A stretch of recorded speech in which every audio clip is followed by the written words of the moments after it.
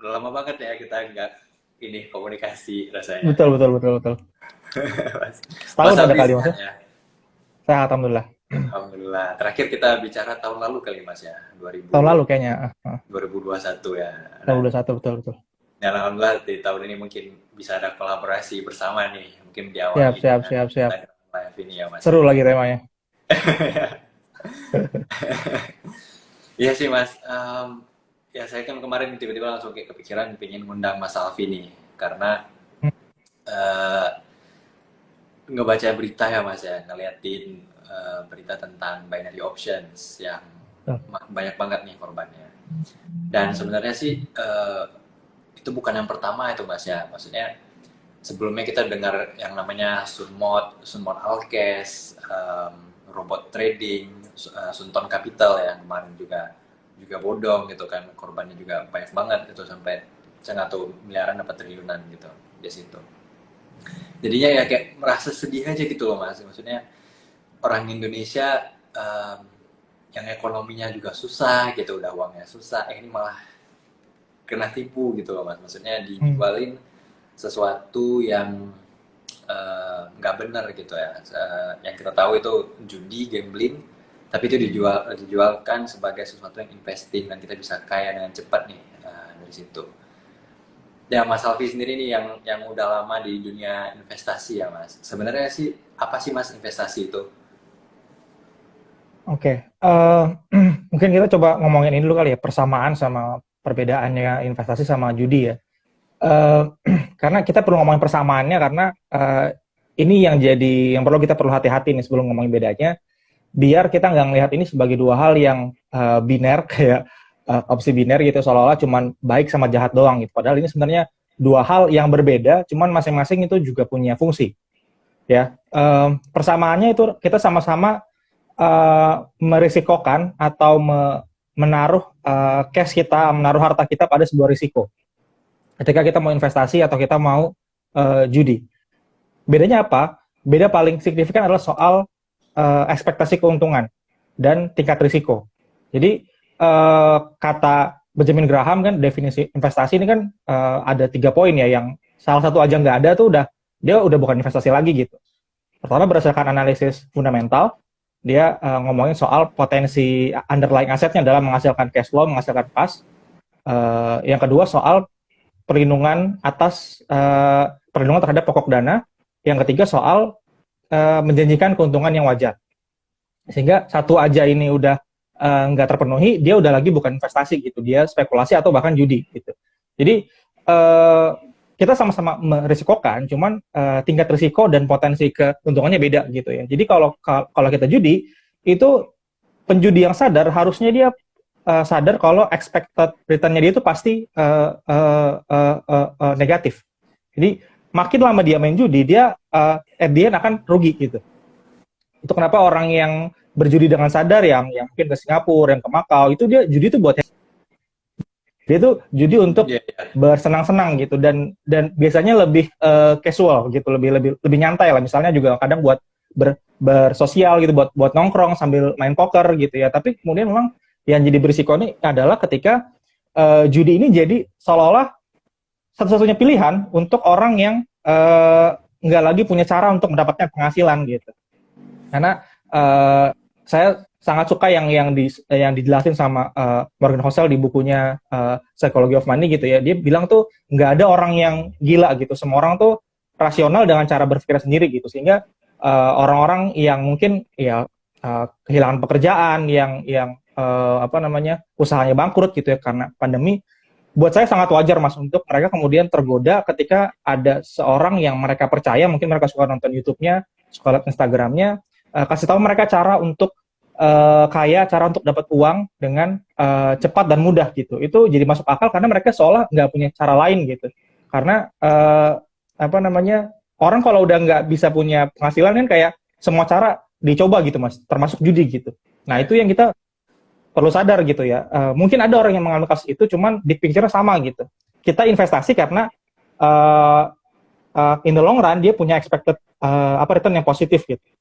Dia mungkin mengalami, misalnya kita saham gitu ya, salah satu instrumen keuangan yang paling berisiko, dia mungkin akan ada volatility, cuman seiring perusahaan bertumbuh gitu ya, kita dapat dividen, uang yang kita bayarkan itu akan kemungkinan besar akan balik modal gitu, meskipun juga ada tingkat risikonya. Tapi kalau judi itu dalam jangka panjang yang menang pasti adalah si house-nya, si bandarnya itu gitu. Ketika kita main judi misalnya kayak kasino segala macam gitu ya.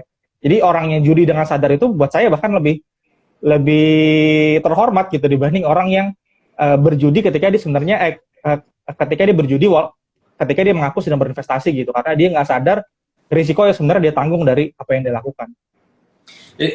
Resiko nih Mas ya. Jadi ada juga masuk ke kita nih Mas.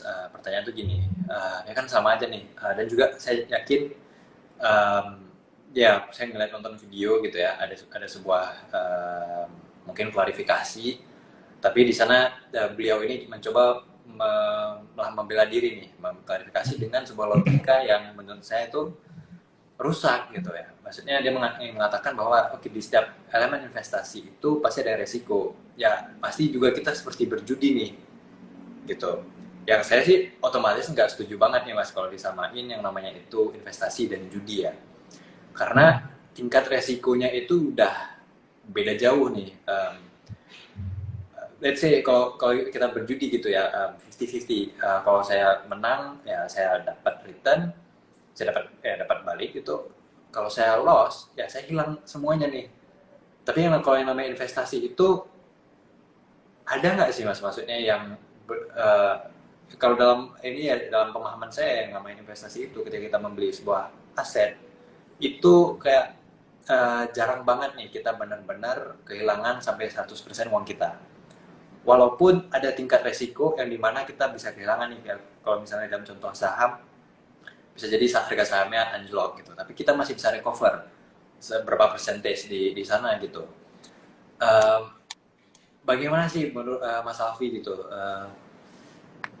pemahaman ini nih, saya ingin kayak kita lebih ngejelasin lagi gitu, kalau sebenarnya ya walaupun mungkin yang dimaksud itu adalah resiko ya, bukan judi gitu. Dalam investasi ada namanya resiko, tapi investasi dan judi itu sangat-sangat berbeda gitu. Mungkin Mas Alfi bisa ngejelasin dikit tentang resiko itu ya Mas, dalam investasi itu seperti apa? Betul. Jadi karena keduanya sama-sama mengandung risiko, jadi dua hal yang berbeda, cuma sama-sama kita merisikokan harta kita gitu ya. Cuman soal tingkat risiko yang kita tanggung gitu, dan kemungkinan kita untuk dapat keuntungan. Jadi mungkin paling enak gini sih Mas, ngomongin investasi itu, ketika kita langsung lompat ke saham, biasanya orang akan langsung bandingin sama instrumen lain yang sebenarnya buat saya nggak apple to apple gitu. Misalnya kayak ya selain opsi binar gitu ya, kayak kripto segala macam gitu ya, yang tidak menghasilkan cash flow, forex lah segala macam gitu ya.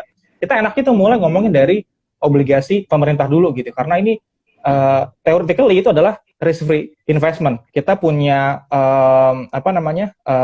dana, kita pinjemin ke pemerintah atau dengan akad syariah bisa kita beli aset terus kita sewakan balik ke pemerintah gitu kan. Itu kita dapat misalnya sekarang 4,9% gitu ya. Itu dapat return udah pasti di atas inflasi gitu. Tujuan investasi untuk melindungi purchasing power kita dari inflasi itu udah pasti terpenuhi gitu ya, plus ada real returnnya juga dari dana yang kita investasikan, dan itu risikonya tuh bisa dibilang nol gitu, kecuali negara yang bangkrut. Jadi itulah titik nol kita dalam memahami investasi gitu, di mana ada perlindungan terhadap pokok dana kita, karena kita beli aset yang jelas, aset yang menghasilkan cash flow. Nah, kita baru kemudian naik ke level aset kelas dengan risiko yang lebih tinggi, itu kita makin besar risikonya untuk kehilangan uang. Nah, kemudian kalau kita jadi ini kayak anak tangga gitu ya, maka judi itu ada di anak tangga yang paling tinggi, di mana kita bukan cuma berisiko besar kehilangan uang, tapi dalam jangka panjang kita akan negatif return-nya. Nah, ini komponen kedua setelah tingkat risiko yang tinggi itu adalah expected return, Mas. Jadi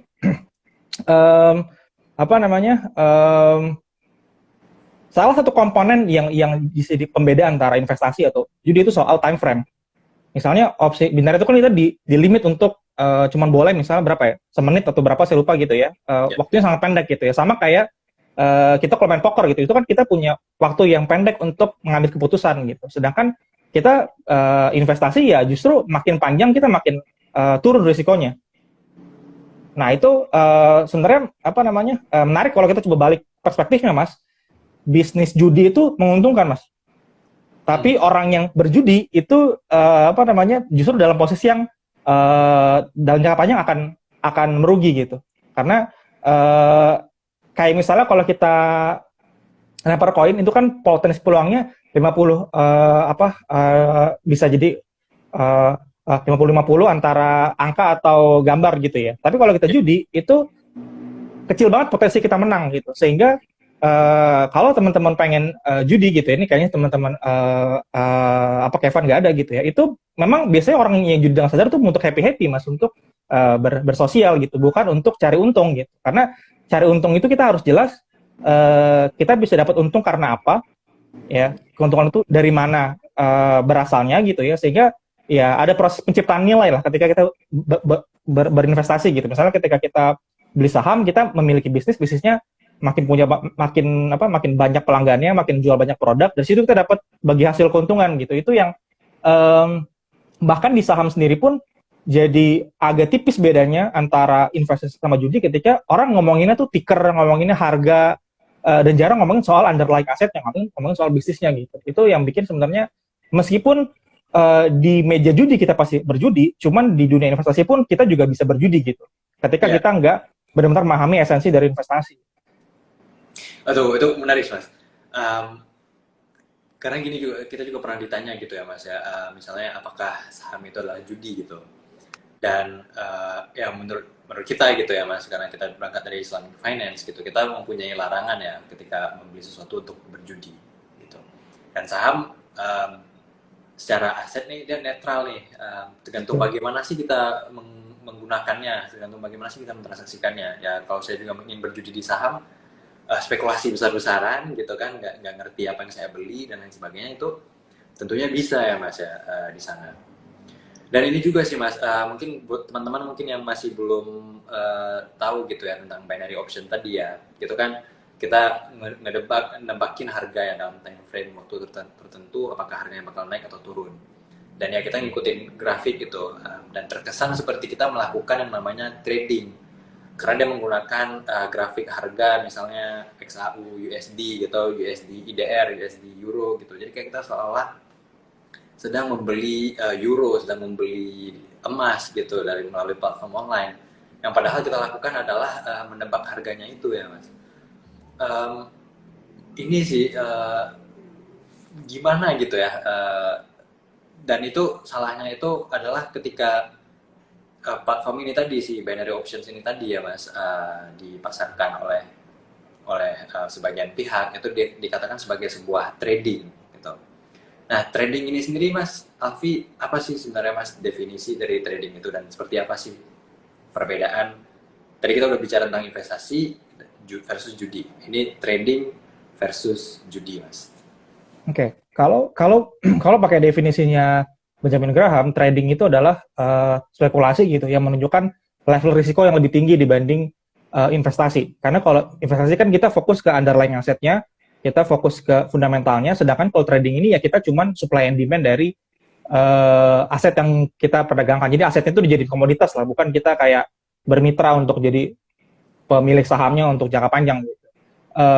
Sehingga bedanya buat saya jadi lebih tipis Mas ketika ngomongin antara trading sama gambling gitu, karena gambling punya level risiko yang lebih tinggi lagi, expected returnnya itu pasti negatif ya.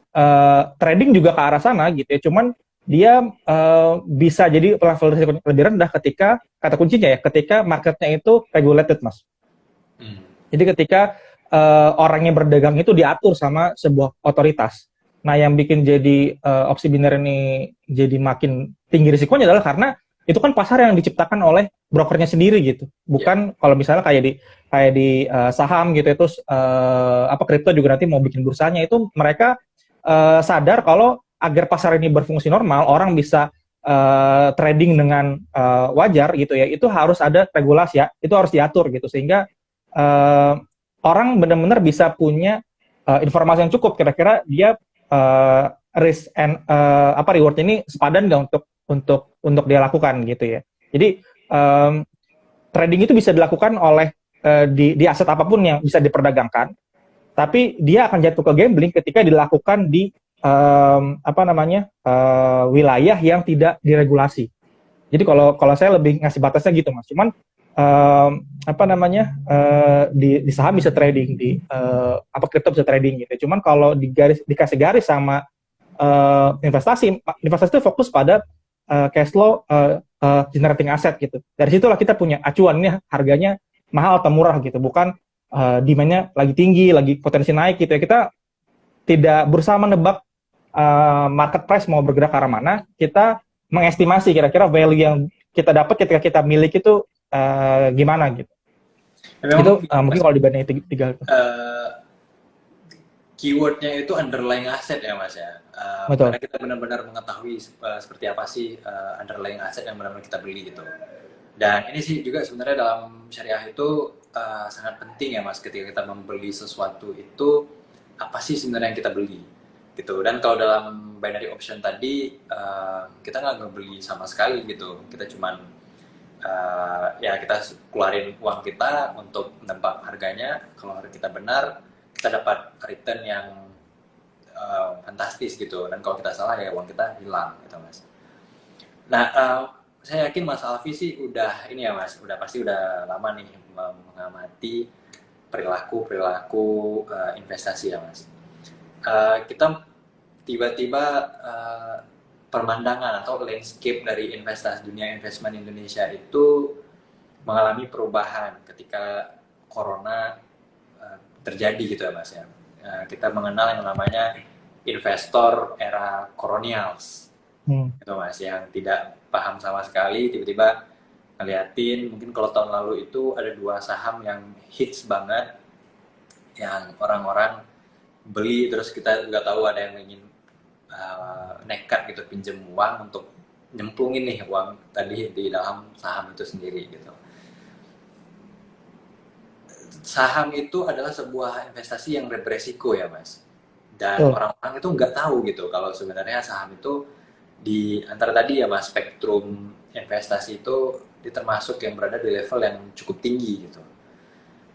Mas Alfi sendiri nih, kita mencoba ngomongin ya Mas ya, profil resiko. Nah, Mas Alfi sendiri itu seperti apa sih yang profil resiko yang Mas Alfi punya? Oke. Jadi buat saya salah satu kunci kita investasi kan tadi ya, kita tuh menjanjikan perlindungan atas pokok dana ya, sehingga kita harus punya cara untuk melindungi dana kita dari ketika kita investasi. Sekarang ini kita bayangin kita tuh udah punya aset nih Mas, kita orang yang investor pasti udah punya tabungan dong, dia udah punya uang yang dia sisihkan dari kerja keras gitu ya. Ketika kita invest itu sebenarnya menukarkan cash yang udah pasti dengan future cash flow yang nggak pasti gitu. Sehingga kita perlu tahu kita nih merisikokan sesuatu loh. Meskipun kita punya peluang, beda sama judi ya, kita punya peluang untuk menurunkan tingkat risiko itu ke level di mana potensi keuntungannya jadi sepadan. Ya, jadi ada risiko default dari instrumennya, kita berpotensi untuk menurunkan tingkat risikonya agar potensi keuntungannya jadi sepadan buat kita. Saya kemarin saya dan tim kemarin bikin konten soal cerita fiktif sebenarnya, orang yang gagal sekolahin anaknya gara-gara saham gitu. Padahal dia udah belinya indeks, reksadana indeks, jadi tidak ada risiko salah pilih saham. Itu setelah 4 tahun, duitnya malah berkurang dari 80 jadi 60-an juta gitu ya. Itu salah satu contoh bagaimana pasar saham dengan sendiri itu punya risiko yang inherent, sehingga kita perlu punya strategi Mas untuk bisa menurunkan tingkat risiko itu, sehingga keuntungan yang dijanjikan tuh jadi sepadan buat kita gitu ya. Nah, salah satunya adalah soal time frame. Ya, banyak strategi yang menjanjikan potensi keuntungan dalam time frame yang pendek gitu ya. Itu buat saya jadi kurang strategis gitu ya, karena kuncinya untuk dapat keuntungan yang sepadan di saham adalah kita mesti menurunkan tingkat risikonya, yang bikin kita jadi ngerasa sepadan atas keuntungannya gitu. Karena misalnya kita membeli perusahaan yang kualitasnya kurang bagus gitu Mas. Kita harus siap sama misalnya risiko tiba-tiba di laporan keuangan kuartal depan dia tiba-tiba rugi gitu, yang kita harus bisa terima gitu. Yang itu buat saya kurang strategis gitu ya, karena ini dengan sendirinya udah banyak risiko yang melekat gitu. Volatility harga, kinerja keuangan yang nggak sesuai harapan gitu ya, sehingga kita mesti menurunkan risikonya serendah mungkin gitu ya, sehingga kalau saya jadi kita kan bisa ambil keuntungan di pasar saham tuh dari tiga mas, dari dua, sorry, dari spekulatif return. Kita beli misalnya di PE 10 terus kita jual di PE 20 gitu. Itu kan kita dapat keuntungan dari peningkatan ekspektasi pasar atas saham yang kita punya. Kalau saya pengen keuntungan saya itu sebagian besar dihasilkan dari keuntungan bisnisnya. Ya, jadi investment return gitu. Sehingga saya untung ketika bisnisnya grow pendapatannya, grow labanya. Jadi saya ikut sukses bareng kesuksesan sebuah bisnis gitu. Nah, itu buat saya cara strategi yang membuat level risiko saya tuh jadi lebih aman, karena saya jadi udah nggak terlalu mikirin fluktuasi harga, saya fokus sama kinerja keuangan yang tercermin di laporan keuangan tiap kuartal gitu. Jadi benar-benar ngedevelop, kalau yang saya sebut tuh ownership mentality gitu loh mas. Jadi meskipun kita belinya cuma 0,00 sekian persen, tapi kita benar-benar merasa jadi owner gitu. Yang kita omongin tuh, ini bisnisnya masih sehat atau enggak, potensi pertumbuhannya masih ada atau enggak, manajemennya masih bisa dipercaya atau enggak gitu ya. Jadi penurunan harga itu tidak bikin kita panik untuk jual ataupun kalah untuk langsung beli, tapi jadiin kita trigger ya. Apakah ada sesuatu yang berubah dari bisnisnya? Kalau nggak ada ya udah berarti itu kesempatan. Karena di dua kubu nih mas, yang suka ketika harga naik sama suka ketika harga turun, itu buat saya nggak komplit cara berpikirnya. Itu harus disandingkan dulu sama underlying asetnya, sama bisnisnya. Bisnisnya ketika harga turun, intrinsic value juga drop, ya jadi bukan diskon gitu. Kita harus lihat lagi sama tesis kita. Makanya saya tuh suka bilang, orang mau invest, orang harus punya alasan kenapa beli sebuah saham gitu. Sehingga ketika nanti perjalanan dia hold itu, dia evaluasi terus gitu. Kira-kira masih relevan nggak tes investasinya? Apakah yang dia kira akan terjadi beneran terjadi gitu. Nah, itu buat saya cara untuk kita bisa lebih tenang menjalani perjalanan investasi di pasar saham, dan berpotensi dapat keuntungan yang sepadan seiring waktu berjalan mas. Karena seperti kata Benjamin Graham kan, pasar saham itu mesin voting dalam jangka pendek. Kita bisa tiba-tiba dapat untung karena saham yang kita udah pegang orang suka banget, itu tentu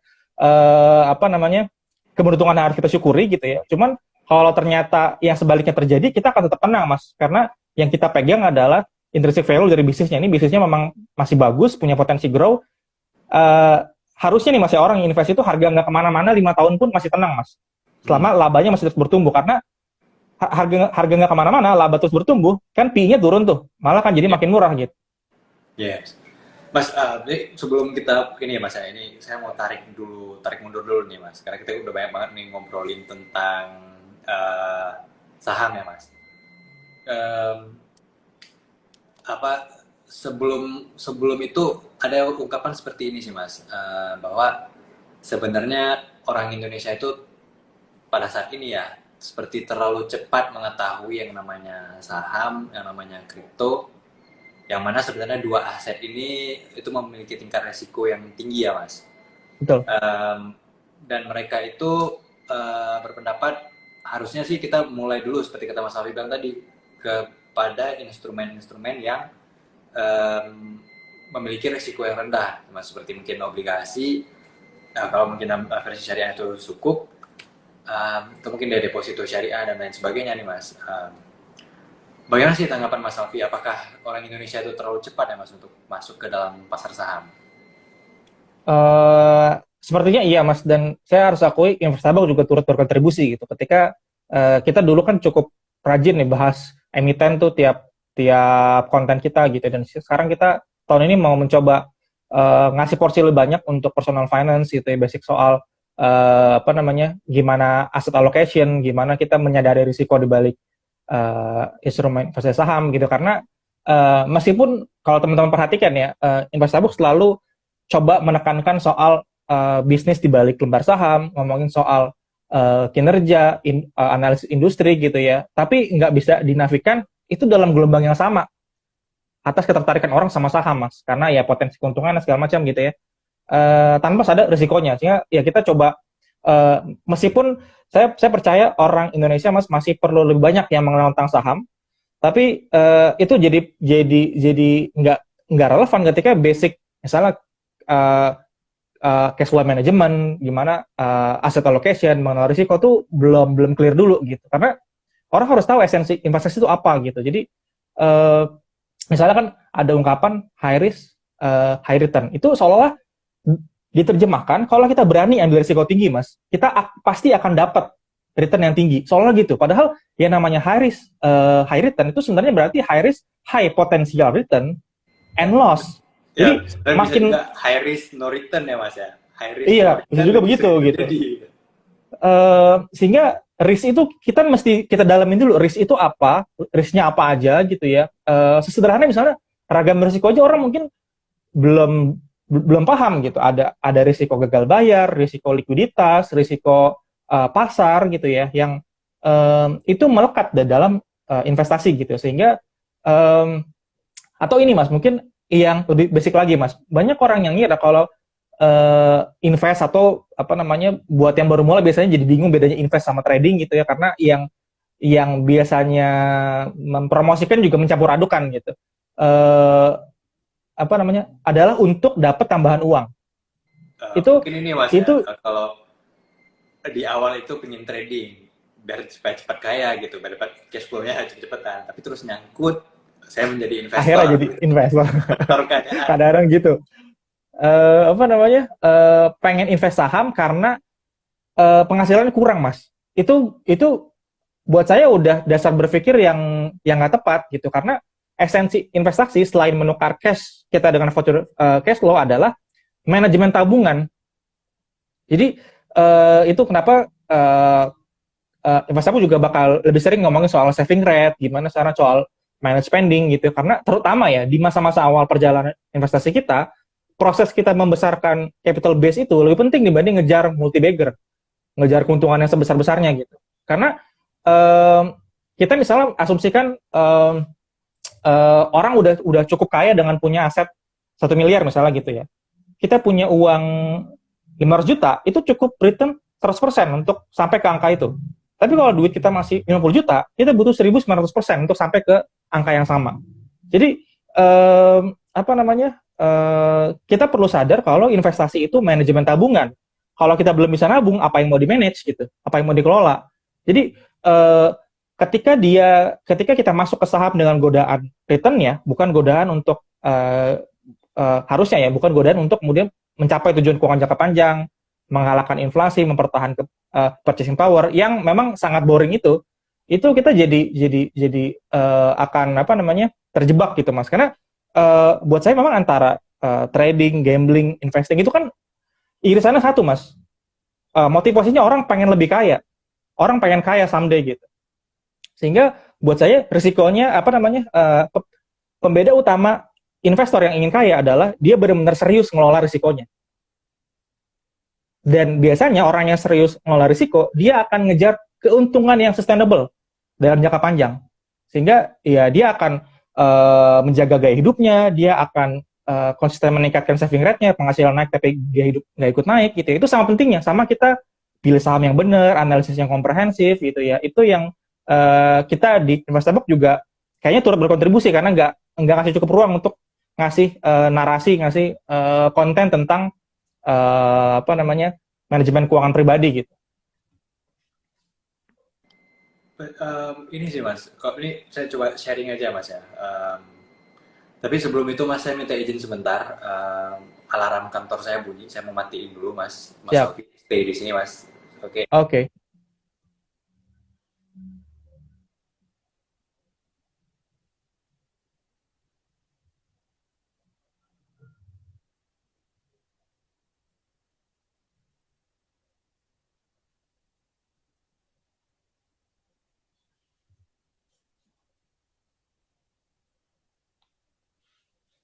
Aduh, mohon maaf, Mas, udah balik lagi. Mas, sebenarnya sih saya pengen ini ya Mas ya, sesi kita itu seperti ngobrol aja ya Mas ya. Saya nggak mau kayak terus-terusan kayak nanya, tanya jawab gitu ya Mas ya. Kayak komunikasinya dua arah gitu. Tadi Mas Alfi mention tentang resiko ya Mas. Dan ini sih kemarin kan saya juga nonton nih Pak Renat Kasali di acaranya Om Deddy. Jadi beliau mengatakan yang ketika ngebilangin orang kaya itu mereka seperti mereka membeli hal-hal seperti personal terapis, personal doktor, um, personal bodyguard, security, yang sebenarnya itu adalah bentuk upaya ya Mas untuk mengurangi resiko sakit, resiko mengalami kejahatan misalnya, resiko untuk mengalami kelelahan mental dan sebagainya gitu. Dan itu sepertinya kita nggak banyak berbicara ya Mas tentang resiko. Yang kita bicara itu mengenai return terus return gitu. Dan kok bagi saya nih, ya pendapat saya pribadi ya Mas, kalau misalnya yang dituju itu adalah kekayaan gitu, karena kan orang-orang rata-rata trading saham, beli suatu aset itu pengen cepat kaya gitu, ya mereka terbutakan dengan potensi returnnya, mereka nggak lagi melihat potensi risknya. Kalau saya mungkin lebih yang risk averse ya, saya nggak terlalu suka dengan risiko.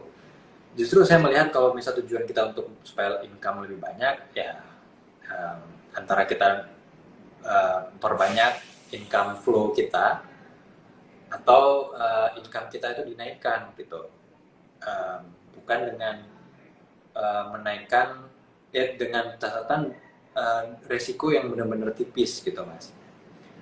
Dan sedangkan orang-orang itu seolah ingin mendapatkan return yang besar, kekayaan yang besar, dan mereka nggak lagi melihat resiko. Sepertinya kita Mas sangat kurang berbicara mengenai resiko ya Mas. Betul.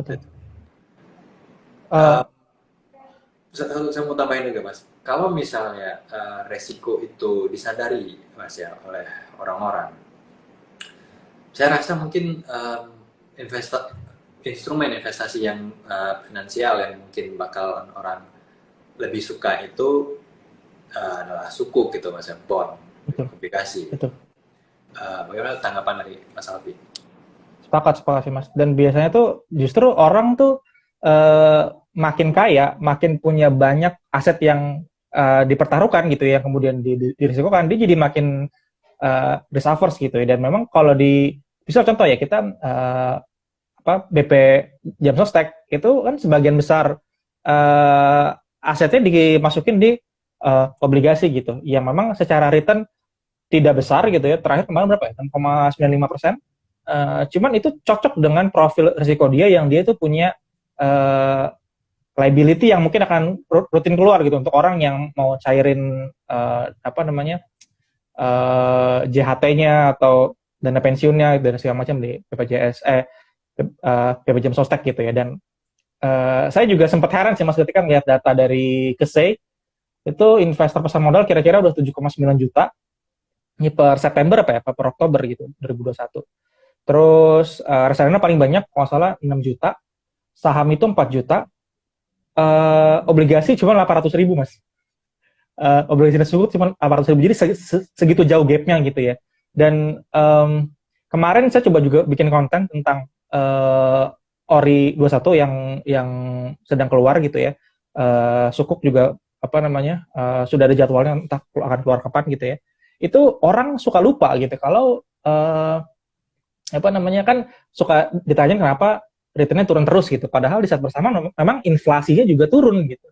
Sehingga untuk orang yang nggak ngerti kaitan antara inflasi dengan return itu misalnya silau dengan orang-orang yang mungkin tahun 2011 mungkin dapat return 25%, tapi inflasinya juga bisa 8% misalnya, atau bisa 6% gitu. Padahal yang namanya real return, peningkatan kekayaan itu selalu adjusted inflation gitu, setelah dikurangin tingkat inflasi gitu.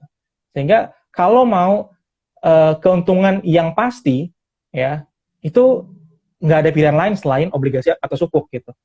Jadi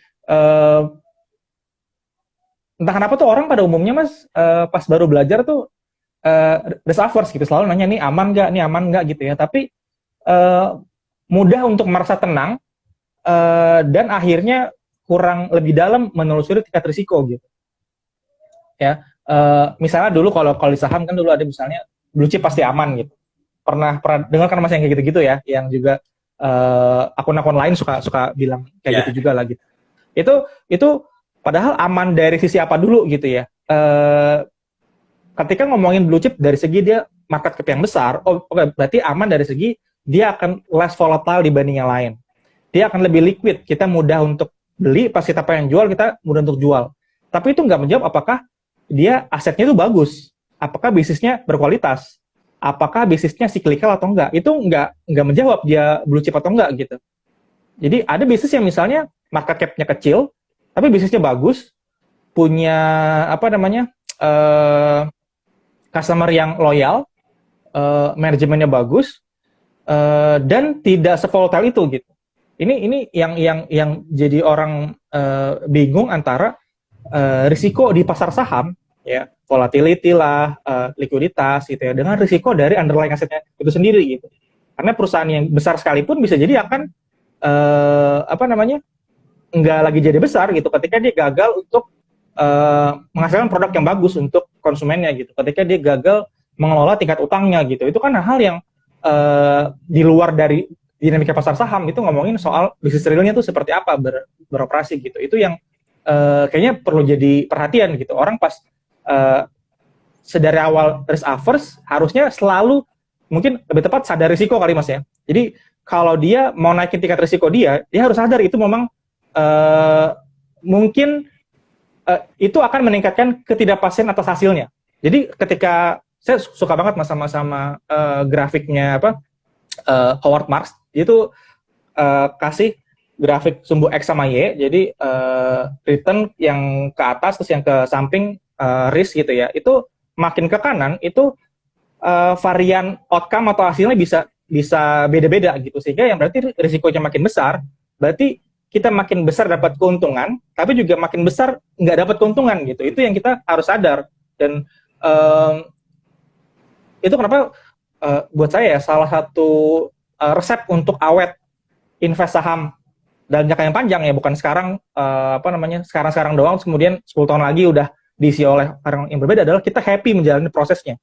Karena kita mungkin gagal loh, tapi kalau kita happy menjalaninya, kita analisis saham, kita kelola portofolio sendiri gitu ya, itu at the end misalnya kita nggak beat the market sekalipun Mas, itu kita akan tetap puas menjalaninya gitu. Kita mungkin jadi belajar, jadi orang yang lebih bijak, jadi orang yang lebih sadar dengan risiko gitu ya. Kalau kita nggak menikmati proses milih saham, kelola portofolio sendiri gitu, mungkin lebih bijak ya menitipkan ke manajer investasi aja gitu. Kita beli indeks gitu, beli reksadana gitu. Itu buat saya lebih bijak dibanding kita di saham cuma ngejar cuan doang tapi nggak menikmati prosesnya gitu. Ya Mas, mungkin Mas Alfi benar-benar spesialis banget di saham gitu ya. Tapi kalau saya mencoba melihat beberapa instrumen gitu ya Mas. Mungkin kalau yang selama ini kita selalu melihat di dunia sosial media dan juga dunia millennials gitu Mas. Di generasi kita berkenalan dengan yang namanya obligasi, kita berkenalan dengan yang namanya saham, dan kita berkenalan dengan yang namanya kripto dan berbagai aset lainnya lah Mas. Gitu. Tapi kalau saya tarik ke belakang nih Mas ya, saya mencoba bicara dari segi psikologis gitu. Seberapa lama sih, mungkin benar sih tadi kata Kese, ada sampai 7 juta, 8 juta nih investor saham. Tapi seberapa lama sih mereka men-hold saham yang mereka beli itu? Sedangkan karena saya berangkat dari, saya sering berada di pasar ya Mas, jadi saya tahu gitu apa yang diomongkan orang-orang yang tidak tersentuh nih dengan dunia internet, dengan dunia sosmed. Jadi rata-rata mereka selalu investasinya itu, instrumennya itu emas. Mereka beli emas dalam bentuk yang bongkahan gitu Mas, atau gelang atau sebagainya gitu. Dan mereka yakin gitu dengan instrumen itu. Nanti saya bisa ketemu cerita mereka udah pegang itu barang dari tahun 1993, 1991 gitu, dan mereka baru lepas di 2022 kemarin, 2021 kemarin gitu. Nah, sedangkan kita ini mungkin salah satu bentuk kekhawatiran saya gitu ya Mas. Kalau saya melihat generasi orang tua kita atau mungkin kakek kita, itu step mereka adalah mereka mendapatkan uang beli emas, mendapatkan uang beli emas. terus dikumpul pelan-pelan nih emasnya. Setelah terkumpul banyak emasnya, mereka jual, mereka drop dalam sekali satu waktu, mereka belikan tanah, mereka belikan properti, mereka belikan rumah, atau mereka belikan toko. Toko tadi misalnya disewakan, income dari sewa tadi masuk lagi, belikan emas lagi, dikumpulin lagi, gitu-gitu terus mas, digulung lagi, gitu terus di drop lagi, dijual lagi, belikan lagi tanah, belikan lagi toko, seperti itu terus tuh.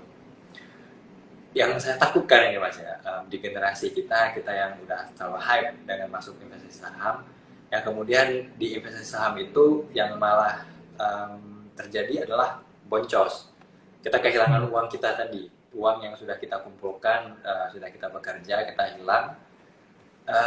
Jadinya tidak ada efek di mana setelah saham itu kita bisa mungkin membeli rumah, membeli properti, membeli mobil dan lain sebagainya, karena tadi di proses tadi itu hilang di tengah jalan karena kita mengalami loss gitu. Itu bagaimana mas ya? Mungkin kekhawatiran saya ini bisa Mas Alfi tanggapi gitu. Mungkin aja sih mas terjadi ya, karena ya kita melihat fenomenanya kan begitu gitu, dan apa namanya akan terlihat sih mas orang-orang yang kemudian juga karena salah jalan memilih mungkin belajarnya di mana atau apa yang dia coba eksperimenkan itu akhirnya bikin dia lost dan trauma lah di saham, akhirnya ya lari ke tempat lain gitu yang buat dia lebih ngasih keuntungan gitu. Bisa banget sih mas, itu mungkin akan terjadi ya, tapi saya sih berusaha bikin Investable tuh jadi tempat untuk orang yang yuk pengen ngelihat jangka panjang yuk di sini gitu. Walaupun saya sadar akan selalu sedikit orang yang pertama kali lihat dan langsung oke sama yang kita kasih tahu mas, apa yang kita share gitu ya, karena juga kita sengaja suka menyelipkan fakta-fakta yang kontradiktif dengan apa yang selama ini mereka pahami untuk ngajak mereka tuh berpikir lebih dalam, berpikir lebih kritis gitu. Jangan-jangan yang selama ini mereka pahami itu ada yang kurang komplit, ada yang kurang komprehensif gitu. Saya berharap ketika orang udah nyerah dengan eksperimennya yang cuma ngejar cuan atau yang penting cuan tapi nggak mengelola risiko, dia akan nemu tempat yang dia bisa belajar investasi buat jangka panjang gitu, buat memang benar-benar mengakumulasi aset gitu.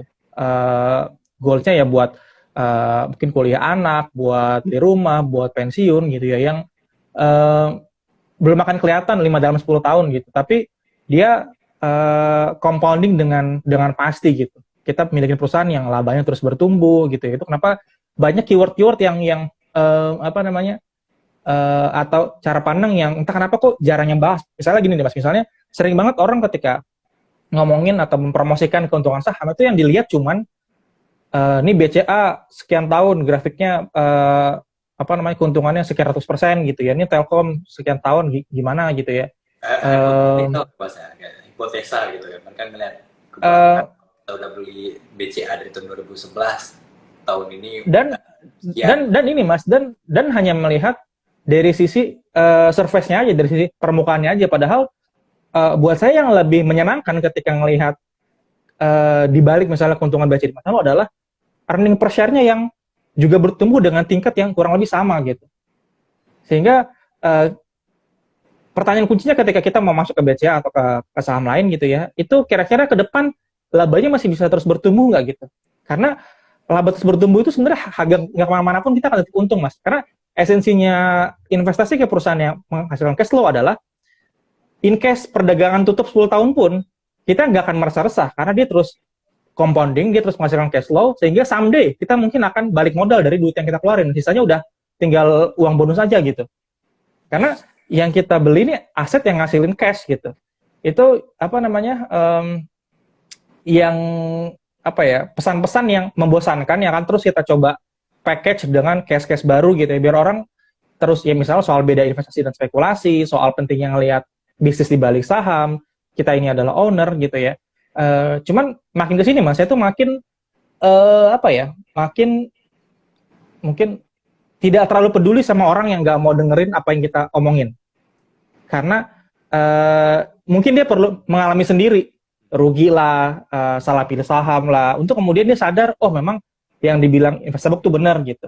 Dia perlu ngalamin sendiri eh, gimana anxiety-nya, gimana resahnya punya saham yang kita nggak pede sama kinerja perusahaannya, sehingga harga naik kita galau, udah saatnya jual atau belum, harga turun kita galau, ini turunnya karena memang penurunan fundamental atau sentimen sementara doang gitu, karena kita nggak punya conviction, nggak punya keyakinan sama bisnisnya, ini bisnisnya akan berkembang seperti apa gitu. Karena itu mas, apa namanya, banyak hal yang benar itu susah untuk dikomunikasikan. Terutama tuh dengan algoritma sosial media sekarang, itu kita harus sadari gitu ya. Kenapa apa namanya, hari ini di Reels kita bilang flexing itu playbook yang akan terus bekerja dari dulu zaman Gregor Gregor McGregor sampai afiliator sampai ntar akan terus ada lagi mas.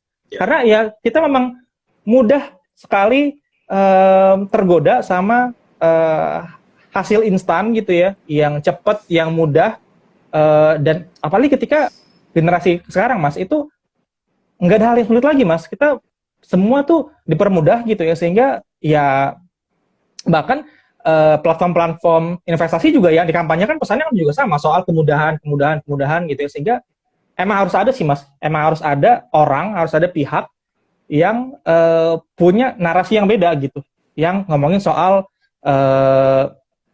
yuk kita mau ngerjain kerjaan kotor, yuk kita mau rekap laporan keuangan, yuk kita mau baca laporan tahunan yuk gitu. Harus ada yang mau ngomong satu hal yang memang tidak indah gitu. Misalnya ya apa namanya, kan aneh mas buat apa namanya kami yang mas, biasanya nggak populer nih mas, yang kayak ginian iya populer. gitu. Yang lebih populer itu kalau kasih bilangin, oh ini saham ini potensi cuan. Bagus, betul. Itu risikonya sih mas. Tapi itu malah buat kami jadi challenge sih mas. Apa namanya, bisa nggak sih mendeliver pesan yang nggak populer dengan packaging yang seru gitu? Itu juga kita selalu eksperimen sih. Misalnya contoh, saya tuh berapa kali kan ngisi kelas tentang laporan keuangan itu, pengen banget cari gimana cara sih orang bisa ngelihat laporan keuangan tuh kayak buku novel gitu mas. Ngelihat akun tuh udah kelihatan hubungannya gitu. Dan karena iterasi terus, akhirnya saya bisa menemukan gitu penggunaan analogi misalnya siklus air mas. Jadi cara kerja bisnis yang tercermin di laporan keuangan itu kayak siklus air gitu. Kita awan yang air di laut yang menguap jadi awan tuh kayak kita ngumpulin modal digunakan untuk beli aset, aset aset menghasilkan pendapatan itu kayak awan yang menurunkan hujan. Ya, terus hujan ada yang nyangkut ke danau, nyangkut ke salokan, itu kayak beban. Mana bagian hujan yang sampai lagi ke laut, itulah adalah laba bersih gitu. Itu yang akhirnya kita nemu cara pintu masuk untuk gimana bikin orang nggak lagi terintimidasi dengan laporan keuangan dan mikir laporan keuangan cuma untuk orang finance doang gitu. Padahal kalau kita mau own the business, kita mau invest benar-benar gitu ya, kita harus ngelihat laporan keuangan kayak novel gitu.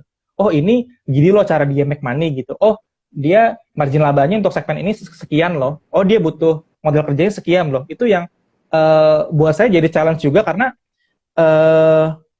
banyak hal yang benar itu susah diajarkan gitu mas, susah untuk dikasihkan, sehingga ya jadi challenge buat kita nih, gimana pinter-pinter memilih angle, mencari analogi, bikin ilustrasi gitu ya, biar pesan-pesannya terkomunikasikan gitu, dan ya harus berani ambil risiko untuk nggak populer sih mas. Ya mas. Dan ini ya mas, apalagi dengan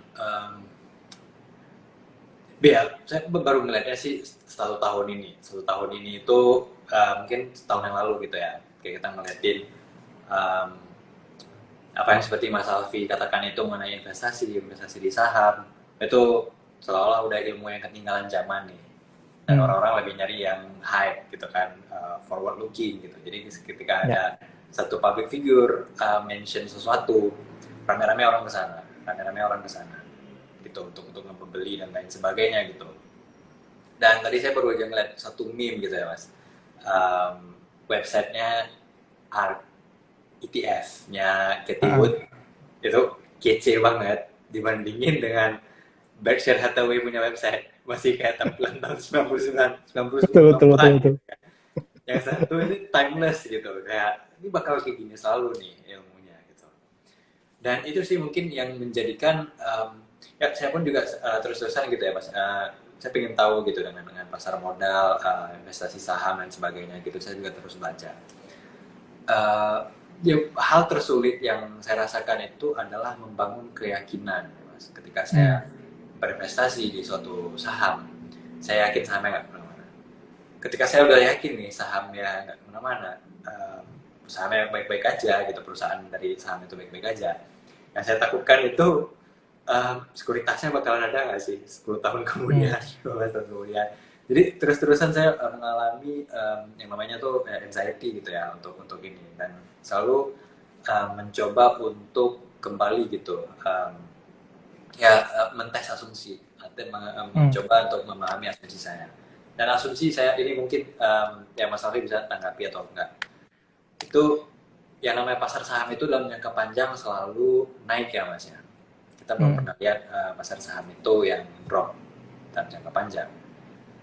Bagi saya tuh kenapa ya, karena uang itu bakal mengalir ke pasar modal gitu pada akhirnya, karena dengan bertumbuhnya ekonomi orang-orang akan mendapatkan uang, wealth itu tercipta, kekayaan itu tercipta, dan kemudian kekayaan yang lebih ini akan mengalir ke pasar modal gitu.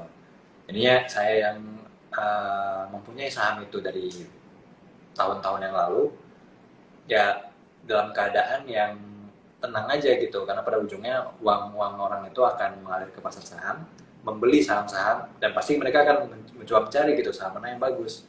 Dan saya sudah membeli saham bagus itu dari puluhan tahun yang lalu misalnya, dan disitulah kemudian ya return tadi ya, multi bagger return itu bisa saya dapatkan gitu dengan cara yang halal dan juga aman gitu. Kita bukan untuk menipu orang lain, juga bukan untuk menjadi bandar gitu ya, yang ngepom-pom terus ngedrop itu harga dan menjual seperti itu sih Mas. Gimana nih yang menurut tanggapan Mas Alfi? Kalau saya agak beda sih Mas, karena saya tuh melihat sebenarnya pasar saham itu buat saya hanyalah pintu masuk untuk kita memiliki perusahaan. Sehingga in case kita sebenarnya punya mungkin capital, kita punya network, kita punya akses yang cukup untuk kita beli perusahaan di luar pasar saham pun, itu esensinya sama. Esensinya sama. Kita bahkan sebenarnya ketika kita founding the business itu juga sebenarnya memiliki saham itu kan, memiliki saham perusahaan yang kita bikin kan. Cuman bedanya kita juga sekaligus memanage operasional perusahaannya gitu. Sehingga ketenangan kalau buat saya Mas, bukan orang yang di masa depan akan jadi investor, tapi adalah berasal dari proses compounding dari bisnis tersebut gitu ya. Pendapatan dan labanya dan free cash flow, dividennya akan seperti apa ke depan gitu. Karena kalau buat saya ketika harusnya seorang investor tuh tenang ketika misalnya karena sesuatu gitu ya, pasar saham nggak boleh beroperasi 20 tahun misalnya. Dia tenang ketika dia tahu yang dia milih adalah perusahaan yang bisa compound gitu nilainya. Dia punya customer yang loyal, dia punya struktur biaya yang efisien, dia punya akses bahan baku yang mudah, mungkin ada di lokal gitu. Dia punya keunggulan bisnis yang bikin bisnis itu akan terus ngasih value ke customernya, dan dalam jangka panjang value dari customer itu, ya yang bikin customernya rela bayar, akan juga jadi bagian dari value-nya investor gitu. Sehingga buat saya ketenangannya bukan dari orang yang kemudian jadi investor di masa depan, tapi dari pertumbuhan atau compound return dari bisnisnya gitu. Ini jadi pembeda penting Mas, karena ketika ekspektasinya udah ketinggian Mas, misalnya kayak di Jepang ya. Jepang tuh ngalamin the lost decade gitu, lupa 10 atau 20 tahun itu, bahkan sampai sekarang ya, belum lah pasar saham itu belum lagi nyentuh all time high-nya gitu. Yeah. Itu ketika kita menaruh keuntungan kita pada orang lain yang akan bayar lebih mahal gitu ya. Sehingga bahkan misalnya invest jangka panjang, beli dan lupakan, itu bisa dimaknai jadi ke arah sana Mas. Misalnya ketika terjadi Nifty 50 dulu di tahun 60-an gitu ya, di mana orang beli saham blue chip, perusahaan bagus-bagus gitu ya, itu ternyata karena ekspektasinya udah ketinggian, ya itu lama lagi untuk perusahaan itu bisa balik ke nilai harga semula karena ekspektasinya yang udah ketinggian, terlalu berjarak lah sama potensi cash flow yang bisa dihasilkan, dan meskipun banyak kayak Coca-Cola, Disney, McDonald gitu yang bisa tetap survive, meskipun setelah 30 tahun harganya tidak nyentuh all time high lagi karena ekspektasi sebelumnya ketinggian, ada juga perusahaan yang udah ekspektasinya ketinggian, bisnis juga nggak bagus-bagus banget gitu. Xerox misalnya, itu kan udah bangkrut, dan banyak bisnis lain yang buat saya jadi jebakan ketika kita bilang ini perusahaan yang bagus, Mas. Itu adalah statement yang harus terus diverifikasi. Jadi namanya investasi jangka panjang itu adalah invest and continuously verify our thesis gitu. Kita pertanyaan saham apa yang lagi bagus itu pertanyaan yang salah gitu, Mas. Sebenarnya pertanyaan yang salah. Pertanyaan yang salah gitu. Pertanyaan salah. Jadi harus dimulai dari kira-kira kita mau memiliki bisnis yang seperti apa dulu gitu. Karena ketika orang ngomongin mau apapun ya, bisnis yang bagus atau saham yang bagus, saham yang murah, apapun yang langsung lompat ke kesimpulan, Mas, itu kayak membawa risiko yang terlalu tinggi dan nggak penting, yang sebenarnya bisa dia kelola gitu. Jadi karena kita sadar ini risikonya besar, kita harus gunakan semua senjata yang kita punya untuk nurunin tingkat risikonya, sehingga potensi keuntungan kita jadi lebih tinggi lah. Hari ini kan sebenarnya probabilitas juga, Mas. Kita harus punya strategi buat meningkatkan kemungkinan kita untuk berhasil gitu, dengan cara nurunin tingkat risiko. Tapi Mas, coba ulik lagi, Mas. Kita ngeliatin bank rencana mau menjadi bank digital. Produk yang belum ada, branding yang belum ada, cuma ada beritanya, tapi tiba-tiba di pasar modal sahamnya udah terbang, gitu kan? Ya. Yang kemudian menghancurkan apa yang tadi Mas Alfi ajarkan tadi, mengatakan wah ini ilmu udah nggak ini lagi, nggak relevan lagi nih, mereka bilang. Tuh. Contohnya tuh banyak banget ya, Mas, sampai kapitalisasinya tuh udah gede banget, udah sampai hampir sama dengan bank Big Four kita gitu kan, tapi ya mungkin apps-nya aja berlaunching beberapa waktu yang lalu gitu. Nah itu gimana sih, Mas, kita ngelihat ini ya, seberapa lama dia sustain, terus apakah ini cuma hanya satu one time effect, one time moment, ataukah mungkin kita sedang mengulangi yang namanya .com bubble, sebagainya gitu. Mungkin saya bantu kasih kerangkanya ya. Jadi kalau saya tuh selalu melihat hal baru itu dengan curious tapi skeptis, Mas.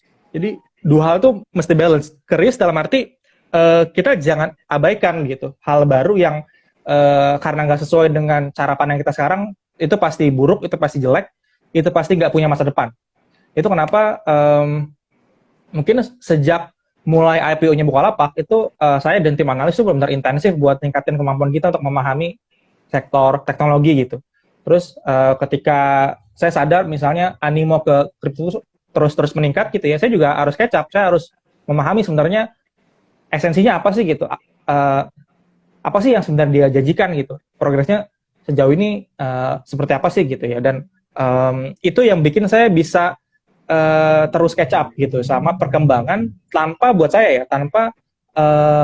menghilangkan prinsip dasar gitu. Sehingga waktu pas rame-rame Bukalapak IPO tuh kan ada yang bahas soal paradigma baru valuasi gitu, dimana sekarang valuasi itu bukan lagi dari laba, bukan lagi dari pendapatan, tapi dari GMV, tapi dari user gitu ya, yang buat saya masuk akal tapi juga punya kelemahan gitu, dimana misalnya kan dulu ada yang bilang juga EBITDA juga butuh waktu kok untuk bisa diterima gitu ya, yang bahkan menurut Buffett sama Munger pun itu bullshit earning katanya gitu, itu akal-akalan biar angkanya bisa gede aja gitu kan. Buat saya semakin jauh dia dengan laba, semakin jauh dia dengan free cash flow, semakin dia kemungkinan dibesar-besarkan untuk match dengan narasi ini masih murah atau masih wajar. Tapi saya juga sadar gitu ya, kalau bisnis itu kayak manusia, Mas. Dia punya tahapan hidup gitu. Sehingga kita nggak bisa berharap bayi itu udah bisa membiayai dirinya sendiri. Enggak, dia harus tumbuh jadi anak-anak, remaja. Dia harus kuliah dulu. baru dia bisa dapat kerja gitu ya. Sehingga kita nggak bisa expect perusahaan yang udah mature sama perusahaan yang masih startup itu hal yang sama. Dia ada di kerangka hidup yang berbeda. Sehingga harusnya kalau kita mau invest di perusahaan yang masih rugi, perusahaan yang masih young growth, gitu, masih menjanjikan potensi pertumbuhan, meskipun bottom line-nya masih rugi, harusnya Mas, time frame kita makin panjang. Karena kita butuh waktu makin panjang untuk mencapai free cash flow, laba gitu. Karena itu yang bikin kita jadi punya estimasi yang cukup akurat soal value-nya gitu. Dan ini saya sangat terbantu ketika mulai ngulik perusahaan-perusahaan big tech gitu ya, di mana perusahaannya kayak Microsoft, Apple, Meta, Google, Amazon, Alibaba, itu perusahaan-perusahaan yang perusahaan teknologi, Mas. Tapi margin labanya tebal banget, free cash flow-nya berlimpah gitu ya, dan bahkan punya economic moat, punya keunggulan yang udah lebih kuat daripada Coca-Cola, Coke gitu ya, Unilever, ICBP gitu ya, yang teknologi ini memang akan jadi bagian yang makin penting dalam hidup kita. Cuman tidak berarti membeli saham teknologi bisa dilakukan di harga berapapun gitu, karena ini dua hal yang nggak berbeda lah. Dan itu juga rambu-rambu yang disampaikan sama Charlie Munger masalah ketika masa-masa dot-com bubble, Mas. Gitu. Dia bilang mencampur adukan perkembangan internet yang memang ngasih manfaat untuk manusia dengan spekulasi di saham-saham internet, itu kayak campurin tai sama meses, Mas. Dia basicnya masih tetap tai, Mas, walaupun pakai meses gitu. Ini salah satu ciri khasnya Munger lah, selalu savage kalau ngasih ungkapan gitu. Cuman itu kayak sepenting, saya percaya sama prospek bank digital, Mas. Saya percaya sama prospek perusahaan teknologi. Cuman bukan berarti dia bisa dibeli di harga berapapun. Valuasi akan tetap penting, karena ketika dia dibeli di harga ketinggian, akan lama banget ngejar pertumbuhan labanya untuk bisa memenuhi ekspektasi itu. Nah, apalagi ketika belum tentu labanya bisa terus compound, terus bertumbuh sampai memenuhi ekspektasinya gitu. Jadi makin tinggi harga, makin tinggi multiple, makin tinggi ekspektasi, harusnya Mas ya, itu makin berisiko. Ini kan yang jadi orang bingung, karena kalau orang pakai cara berpikirnya trading, cara berpikirnya ikut arus ya, trend following, makin tinggi gerak ke atas gitu ya, itu makin besar potensi keuntungan. Berarti certainty untuk chartnya lanjut itu besar. Padahal kalau dari kita yang ngeliatin dari segi fundamental, dari segi cash flow generating, makin besar ekspektasinya gitu ya, makin tinggi harganya, makin susah untuk cash flow-nya ini ngejar untuk bisa bikin itu jadi justify gitu.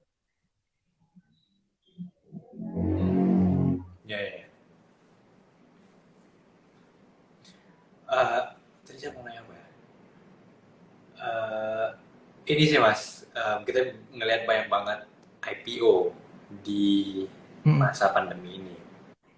Yang asumsi saya melihat dari luar itu justru adalah bentuk exit gitu ya, bukan untuk kalau dulu mungkin kita belajarnya tuh IPO itu ya economic sharing gitu, untuk nge-share perusahaan itu supaya nggak dimiliki lagi oleh satu orang atau segelintir orang tertentu, share ke publik gitu kan untuk berkembang, terus mereka kumpulin modal dari IPO tadi. Tapi ngelihat pada pandemi ini, saya ngelihatnya justru karena pandemi gitu, karena nggak tahu bisnis mandek, mending kita jual saham aja gitu. Pada beli kok gitu kan orang-orang Indonesia gitu. Jadi kemarin saya juga sempat bikin di Kevan gitu untuk mempertanyakan kenapa perusahaan IPO gitu ya, padahal sedang pandemi, atau jangan-jangan karena pandemi lah perusahaan IPO gitu. Saya coba balik gitu kan. Ya karena ini ya Mas ya, karena sudut pandang saya itu ya kita ngelihat ketika karena kita belajar kita dari Islamic Finance ya Mas, ketika fatwa itu keluar, yang pertama itu tujuannya adalah untuk melindungi harta orang-orang supaya mereka tidak kehilangan harta mereka, dan kita memegang spirit itu Mas. Jadi ketika ada hype, dan ini juga saya ingin bahas nih Mas, tapi udah agak lewat dikit ya, mohon maaf ya Mas waktunya. Ketika ada orang-orang hype atau apa itu, kita mencoba untuk lebih mengasih pandangan yang sedikit lebih rasional gitu, supaya tidak orang-orang tidak terbawa hype. Karena itu tadi Mas, yang ingin kita tunjukkan itu bukan untuk mendapatkan return yang baik-baik tadi gitu, tapi untuk lebih ke uang kalian itu nggak hilang dulu deh gitu. Kita nggak usah mikir returnnya banyak, kita mikirnya uang kita nih masih aman gitu. Ya kembali nih Mas mengenai hype ya. Gimana sih Mas Alvin ngeliat hype rata-rata di dunia finansial ini ya, sepertinya semuanya menjadi hype itu Mas. Satu tweet bisa mengubah harga. Um, Ya macam-macam gitu lah Mas. Kita ngeliat fenomena tahun lalu gitu ya, ada yang influencer saham dan lain sebagainya itu ya Mas. Dan menurut saya justru merusak kepercayaan gitu ya untuk pada pasar modal itu sendiri. Dan kita di sini mencoba untuk mempertahankan ya Mas ya, karena kita berangkat dari Islamic Finance Syariah, itu kan banyak banget nih audiens kita juga masih mempertanyakan ya Mas, mengenai apakah saham syariah itu beneran syariah atau enggak, atau mempertanyakan kita nih kenapa kalian mempromosikan saham syariah padahal masih ada perdebatan di sana dan lain sebagainya gitu ya. Karena kemudian kita melihat seperti di China kemarin ya Mas, Evergrande jadi bangkrut dikarenakan cash flow mereka buruk, mereka nggak bisa menjual propertinya. Kenapa propertinya nggak bisa dijual? Karena harga propertinya kemahalan. Setiap orang China yang mendapatkan penghasilan, mereka membeli properti, harga propertinya menjadi naik gitu. Kenapa mereka membeli properti? Karena orang nggak mau invest di pasar modal, katanya pasar modal di China nggak jelas nih, terlalu volatile katanya. Jadinya akibat dari mereka tidak invest ke pasar modal, harga properti jadi naik, yang justru merugikan orang-orang yang ingin membeli rumah dan rumah untuk tinggal, gitu kan. Jadi kita mencoba untuk ya mengakomodir semuanya ini sih Mas. Jadi mengenai itu kembali lagi Mas, udah jauh kemana-mana, mengenai hype di dunia finansial ya Mas ya, yang terbaru itu NFT. Bagaimana sih pandangan Mas Alfi mengenai NFT? Ini kan sebenarnya apa namanya, cara orang memonetisasi karyanya ya.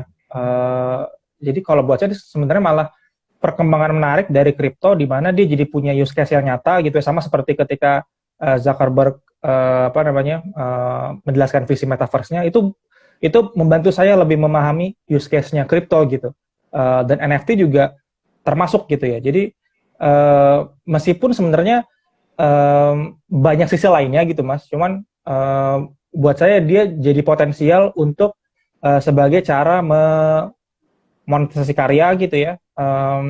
Dia di situ potensial, selain NFT juga misalkan juga sekarang ada yang main game terus dapat kripto gitu sebagai imbal hasilnya. Itu jadi perkembangan menarik sebenarnya dari kripto untuk diperhatikan, cuman jadi ya masuk ke lubang yang sama ketika bilang itu investasi gitu. Kalau saya sih bilang semua aset yang kita percaya nggak akan pernah menghasilkan cash flow gitu, termasuk emas sekalipun atau properti yang tidak disewakan, itu buat saya bukan investasi gitu. Tadi misalnya kalau ngomongin soal China, sebenarnya yang terjadi di investasi properti China itu mirip kayak ketika .com bubble di pasar saham US gitu. Ketika orang nggak lagi mikirin soal cash flow, mikirin soal pokoknya grafik naik gitu ya, mikirnya selalu bisa jual di harga lebih mahal, maka ya bubble akan terjadi gitu di aset kelas apapun itu. Ketika orang nggak mengacu pada potensi aset itu menghasilkan cash flow, maka besar banget kemungkinan akan terjadi bubble gitu. Karena properti kan juga sebenarnya bisa Mas, kita beli terus kita sewain gitu, entah ruko entah rumah gitu. Cuman kalau di China memang sebagian besar memang mereka tuh flipping gitu, mereka beli untuk dijual lagi gitu, dan memang ada orang yang beli untuk dijual lagi gitu. Dan ya aksi goreng-menggoreng gitu ya, biar harganya meningkat, itu terjadi di semua jenis aset gitu ya. Dan mungkin kalau dibilang jebakannya gitu, selain orang jadi mengatakan itu sebagai investasi gitu karena potensi keuntungan ya, bukan soal esensi atau konsep dasarnya, itu adalah karena kemudahannya Mas. Jadi dari pengamatan saya ketika melihat berbagai perkembangan dunia finansial sekarang gitu ya, makin sesuatu itu terlihat mudah, makin dia banyak hidden trap-nya gitu loh Mas, yang jadi kita perlu waspada di balik kemudahannya itu gitu. Kayak sederhana dulu orang kalau mau transaksi saham harus telepon kan, harus telepon broker. Sekarang semudah itu untuk tinggal klik gitu ya. Ini jadi jebakan gitu. Kita jadi mudah ngelihat harga, jadi mudah ngelihat buy, mencet sell. Kita mungkin akan pencet hal yang salah gitu. Kita pencet sell karena harga turun 20%.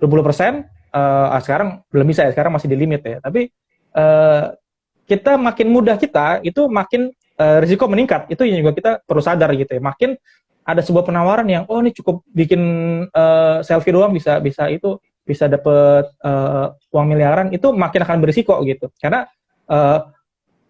logikanya aja makin mudah sesuatu buat dilakukan, makin banyak potensi orang untuk melakukan hal yang sama. Yeah. Dan dengan asumsi potensi keuntungannya sama, makin banyak orang melakukan hal yang sama, itu makin sedikit potongan kue yang bisa didapat. Nah, saya kemarin sempat baca satu riset orang yang merekap Mas di NFT itu, ternyata sebagian besar, saya lupa angkanya berapa ya, mungkin 60% kali ya, orang yang jual karya di NFT itu sebenarnya minus setelah difaktorkan dengan fee yang cukup banyak yang di OpenSea gitu. Oh ternyata begitu gitu ya, dan ini belum ngomongin soal potensi money laundering segala macam gitu ya, tapi buat saya terlepas dari berbagai jebakan, berbagai salah paham, berbagai sisi gelapnya gitu Mas, buat saya kripto ini tetap perlu jadi perhatian kita sih, karena saya kemarin sempat baca juga laporannya Coinbase gitu ya, yang jadi exchange aset kripto terbesar gitu ya. Itu 2021 Mas, 10 kali lipat Mas peningkatan transaksinya di Coinbase aja. Jadi ini animonya besar banget gitu. Ini kira-kira akan bergerak ke arah mana gitu. Dan saya percaya ketika dia terus-terusan dipandang sebagai tempat untuk cari cuan, tempat untuk berspekulasi gitu ya, masa depannya suram lah. Tapi ternyata memang makin di sini makin banyak use case-nya gitu ya, dan ketika virtual world itu makin kita anggap sebagai dunia yang memang nyata gitu ya, makin dia punya use case gitu. Cuman ya selama itu nggak ada, ya dia akan tetap jadi buat saya tempat buat berspekulasi gitu, yang orang buat cari untung di sana. Itu yang mungkin PR-nya gini sih, PR-nya adalah kita perlu lebih banyak balik ke dasar gitu. Esensi investasi itu apa, perbedaan sama spekulasi itu apa, dengan dikemas dengan kasus-kasus yang terkini gitu, sehingga orang terus ingat garis batas itu di mana gitu. Karena makin kesini kan jadi makin blur aja gitu, seolah-olah semua yang bisa ngasih keuntungan itu investasi. Kan sekarang gitu tuh.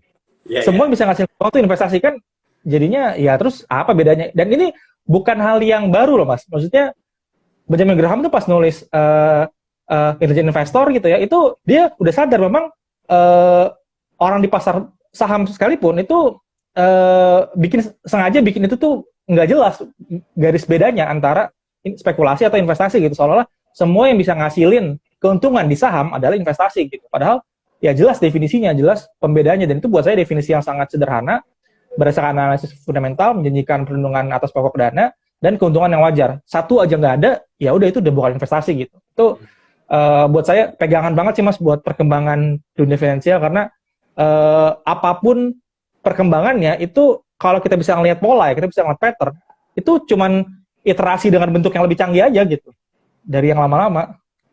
Oke Mas, tadi yang tiga hal tadi Mas, ekspektasi yang normal, jadi berdasarkan analisis fundamental, jadi harus ada underlying asetnya yang bisa kita estimasi lah, cash flow generation-nya gimana gitu ya, terus menjanjikan perlindungan atas pokok dana. Jadi proteksi risikonya gitu, kalau misalnya value investing ngomong soal margin of safety gitu kan. Terus yang ketiga menjanjikan keuntungan yang wajar. Jadi kan misalnya kita mau di saham, kita target keuntungan sekian persen gitu ya. Nah itu makin target keuntungan kita besar, makin risikonya juga besar gitu. Sehingga ketika kita targetin keuntungan yang wajar, itu kita dengan sendirinya menjaga yang poin kedua tadi gitu. Menjaga risiko kita untuk pokok dananya nggak hilang nih gitu. Dan tadi Mas Alvin juga mention tentang kalau ngeliat polanya itu sebenarnya hal-hal yang sudah lama terulang kembali ya Mas. Itu betul polanya betul. apa sih Mas? Mungkin bisa share buat teman-teman di malam ini. eh Ya tadi ya apa namanya mungkin tadi selain soal mengaburkan definisi gitu ya, mungkin yang juga belum kita bahas adalah soal ini sih Mas, potensi konflik kepentingan gitu.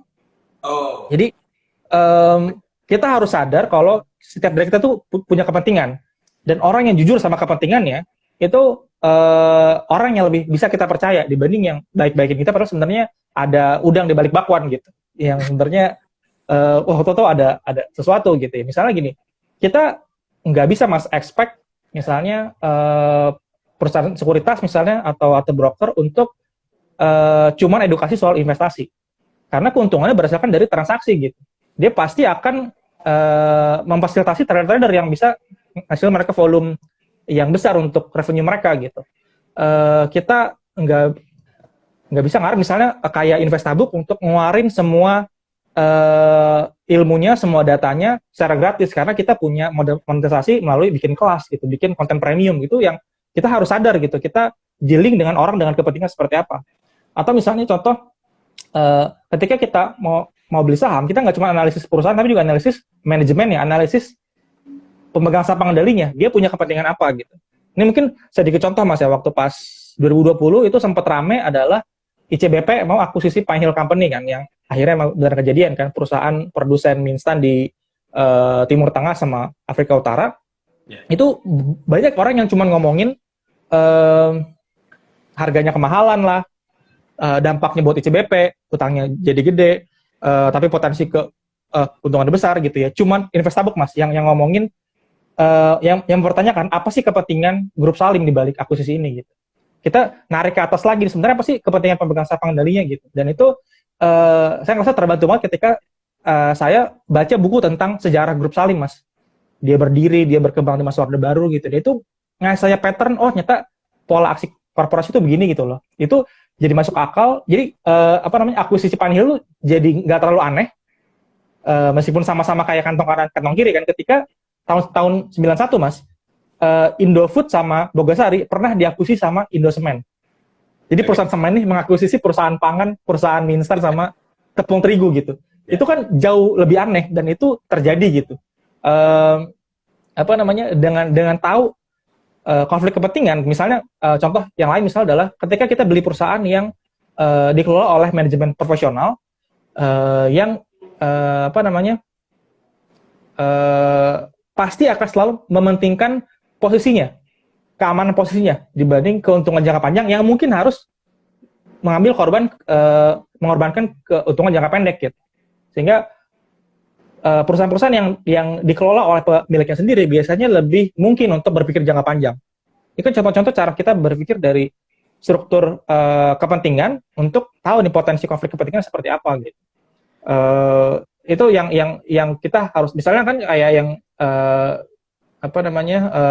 promosikan satu produk investasi terus dapat afiliasi. Nah, itu kita harus sadar tuh dia nggak mungkin ngejelek-jelekin gitu. Ke topik yang cukup berbahaya nih mas, konflik kepentingan di dunia finansial, dan ini sepertinya ya tidak pernah dibahas gitu ya mas oleh siapapun saya ngelihatnya. Betul. Ya mohon maaf gitu ya mas, ya kita mengatakan setiap pagi kita dengerin rekomendasi saham ini yang bagus gitu kan. Betul. Harus beli ini, harus jual ini, harus jual itu. Ya kita tuh harusnya lebih aware gitu kan, adanya konflik kepentingan di balik di balik dunia finansial ini, dan itu sesuatu yang nggak pernah dipertanyakan, juga sesuatu yang juga nggak pernah diajarkan gitu ya mas. Dan tapi tadi saya menarik banget ya mas mengenai bagaimana mas Alfi menganalisa perilaku perusahaan tadi, seperti tadi contoh misalnya grup Salim terus dan sebagainya tuh. Jadi buat teman-teman jangan lupa nge-DM terus Investabuk agar Investabuk ngadain kelas untuk ilmu itu. Seru banget sepertinya. Seru mas.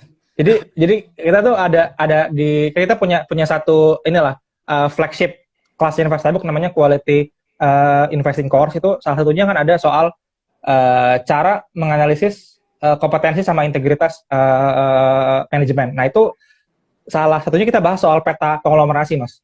Nah, dua contoh kasus yang memang buat kita udah ketemu polanya dan memang paling canggih itu memang grup Salim sama grup Lipo. Nah, itu kita ada satu case yang belum pernah kita buka tentang aksi korporasi grup Lipo gitu ya. Orang cuma denger-denger, tapi kita breakdown Mas, gimana di laporan keuangan tuh dia bermain dan bikin laporan keuangan jadi bagus, itu kita breakdown di sesi itu tuh.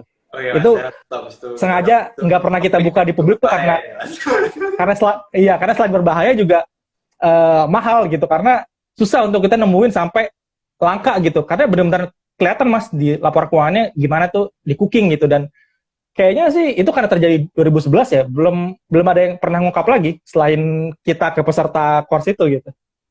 Yes.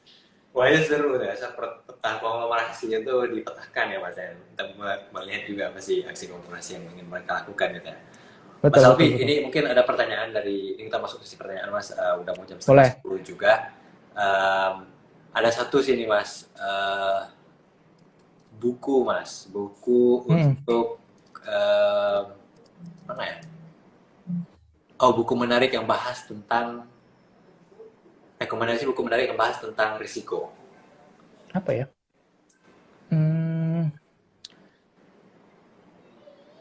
Saya juga nggak ada yang secara khusus ya, kayaknya buat bahas risiko ya. Cuman saya tuh ada satu buku wajib yang saya wajibin buat semua analis Investabook, dan saya jadiin sebagai rekomendasi buku ya di website kita tuh ada. Ini buku yang wajib dibaca semua investor pemula yang buat kita bahkan posisinya lebih atas daripada intelligent investor. Jadi intelligent investornya Benjamin Graham tuh fondasional, timeless, tapi kurang ramah untuk dibaca. Sehingga buat saya ringkasannya, kalau dia bikin ringkasnya itu akan lebih membantu. Tapi ada satu buku namanya Five Rules for Successful Stock Investing dari Pat Dorsey. Dulu dia Head of Research di Morningstar, sekarang punya fund manager sendiri. Dia orang yang buka wawasan saya kalau investasi itu bukan cuma soal beli saham murah. Dia yang buka wawasan saya untuk ngelihat bisnis, ngelihat economic mode, ngelihat potensi pertumbuhan, ngelihat manajemen. Termasuk di buku itu ada review industri. Jadi industri bank tuh apa aja perlu diperhatikan, consumer gimana, teknologi software tuh apa aja perlu diperhatikan gitu ya. Sangat padat gitu ya. Kayak mungkin penulis lain yang dapat duit dari bikin buku tuh akan bikin jadi 10 buku kali. Padat banget bukunya. Ada 400-an halaman, cuman kayak banyak buku dikompil, ada soal laporan keuangan, soal valuasi gitu ya. Termasuk soal gimana manage risiko juga, itu di situ juga diomongin. Cuman kalau yang soal risiko secara khusus saya belum bisa kebayang sih apa gitu, karena cara belajar saya tuh bukan ini Mas, bukan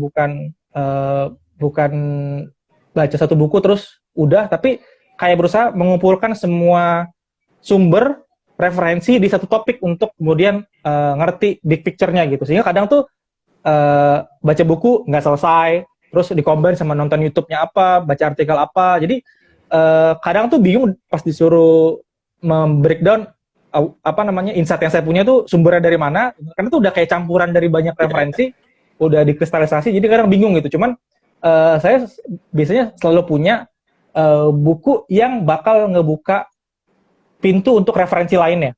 Jadi buku-buku yang yang membuka wawasan lah. Nah, buat saya bukunya Pat Dorsey itu yang punya fungsi kayak gitu, sehingga teman-teman akan tahu apalagi yang perlu dipelajarin setelah mulai baca buku itu. Pat Dorsey, Five Rules of Stock Investing ya Mas? Iya, for Successful Stock Investing. Itu cari aja itu. Sayangnya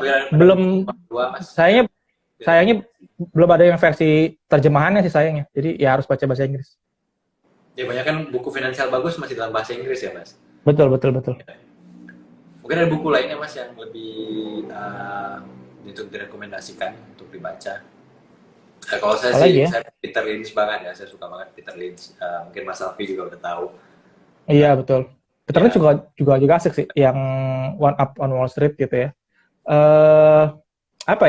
Saya tuh merasa sebenarnya kalau sekarang tuh teman-teman bisa dapat banyak banget ilmu selain dari buku ya. Meskipun buku tuh tidak tergantikan soal kedalaman, cuman kayak untuk mengcover big picture, nge-cover overview satu tema tuh nonton YouTube, googling itu udah sangat membantu sih. Cuman kadang-kadang tuh yang sulit adalah dan ini perlu dilatih ya, memformulasikan pertanyaan. Kita mau belajar sesuatu nih, apa sih yang perlu kita cari, keywordnya apa sih gitu. Terus mengumpulkan sumber-sumber referensi gitu. Misalnya dulu tuh awal saya belajar investasi tuh saya cukup rajin nontonin speech-nya investor-investor besar di Talk at Google. Ya.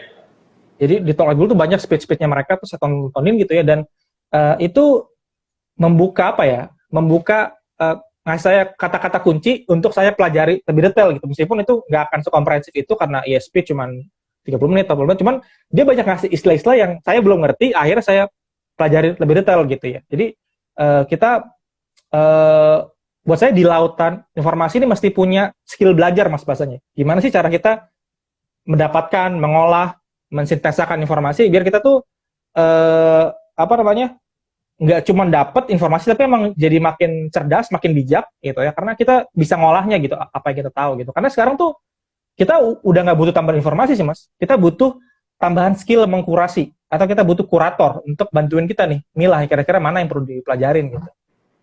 Ya itu kebanyakan informasi ya mas sebenarnya. Betul betul betul. Itu kita justru butuh skill untuk tadi ya mengkurasi informasi tadi ya mas.